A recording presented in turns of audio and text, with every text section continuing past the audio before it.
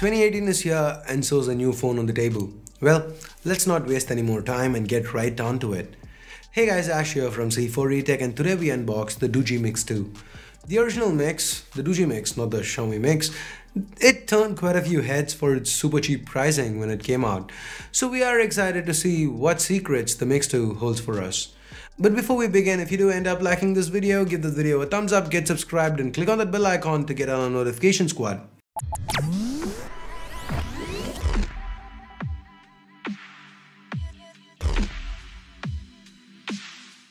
The Doogee Mix 2 comes in a matte black box with the company logo and Mix 2 name on top. The sides have some Doogee branding as well, and the back, well, there's nothing much of interest here. Let's now open the box up. First up, we have the phone. Let's pull it out of its plastic cover, peeling the screen protector off and removing the one from the back as well. We have the Mix 2 in ocean blue here, and the glass back, although reflective, looks quite pretty. Anyway, let's set the phone aside and go further into the box. Doogee have included a hard case in here and what seems like some extra screen protectors as well. The case has a soft touch finish. Putting it on the phone, yeah, it feels quite snug in hand, and the case is a good fit despite the weird cutouts at the corners. The buttons feel a tad mushy with this case on though. Moving on, there are a few documents inside the box, the warranty card and the user manual. Next is the SIM ejector pin, we all like that. Then comes the 3.5mm USB Type-C dongle, because this phone, strangely enough for this phone, Doogee decided to get rid of the headphone jack. Why? Do you know what these dimensions are? Well, we'll get to that in a bit. There is also a tiny packet that has a micro USB to USB Type-C adapter. After that, we have the USB Type-C cable in black, and finally the last piece in the box is a charging brick, which sadly doesn't seem to have any kind of fast charging capabilities. So that's about everything from what was there in the box. Let us now take a closer look at the phone. With or without the case, the Mix 2 is a bulky device. It's 8.66mm thick, weighs in at 210 grams, and still doesn't have a headphone jack. Go figure. Now, yes, I do understand they're using a 4060 mAh battery here, but even that taken into consideration, it is still quite heavy. Now, let's, stop talking about the weight and take a look around the device. We've got a glass sandwich design with reflective glass to the back. This back also houses, how do I put this mildly, interesting cameras. Now that's followed by a fingerprint sensor. The sensor is just about okay. It did have some accuracy issues when detecting fingerprints. The rest of the back is clean, well, if you don't count the fingerprints and smudges. And only the Doogee logo is found near the bottom of the device. This glass slab design is quite hefty and gives a nice little in-hand feel, especially with the metal rim around the edges. Going around that rim, up top, we've got the hybrid slot and antenna bands. The left side of the phone is clean. To the right, we've got the volume buttons followed by the power button of that, all three are on the same side. I would have liked if Doogee had textured the power button, but sadly all three are similarly textured, so there's no way of telling them apart by just touching them. I really don't know what Doogee was going for here.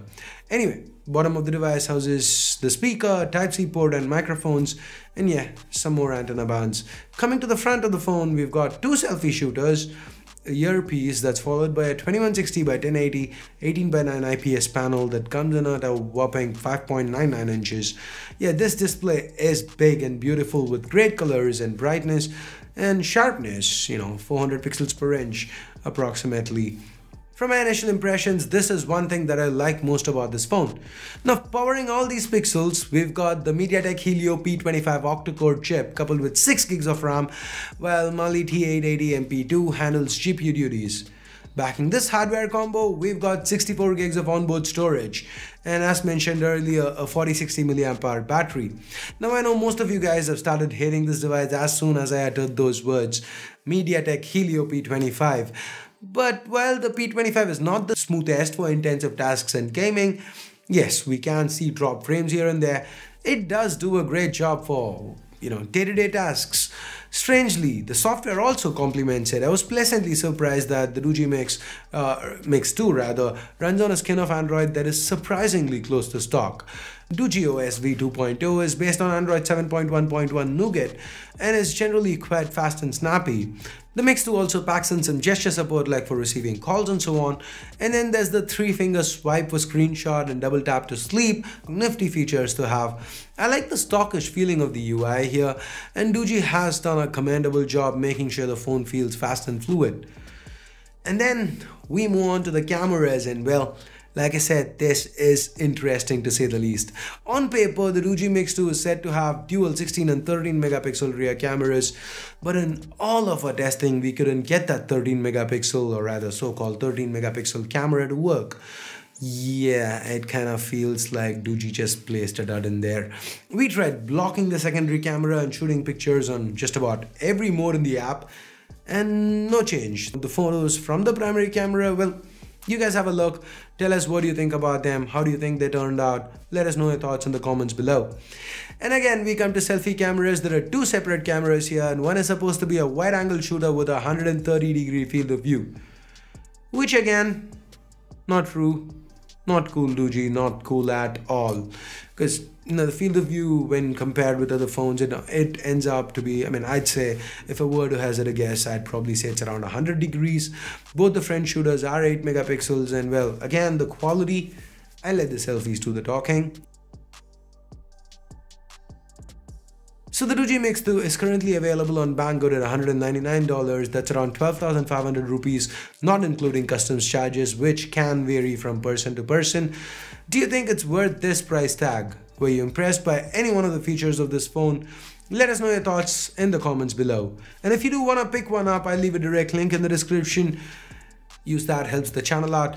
If you did hate this video, you know what to do. But if you did like it, go ahead, give this video a thumbs up, click on that subscribe button, and also the bell icon to get notified every time a new video goes live here on C4eTech. So that's it for now. Quick little unboxing and hands-on. What do you think about the Doogee Mix 2? Do you want us to cover a lot more phones like this, stuff that's not available in India, but phones that we kind of do find interesting? Because again, a Mix 2 for around 12,500 rupees. Maybe it isn't perfect, maybe it isn't even good, but then again, it's something interesting that kind of piqued our curiosity, so we decided to try it out. If you want us to continue doing videos like this, let us know in the comments below. And that's it. Till I catch you guys next time, my name's Ash, you've been watching C4eTech, and I'm signing off for now. You guys have a great day. Bye-bye.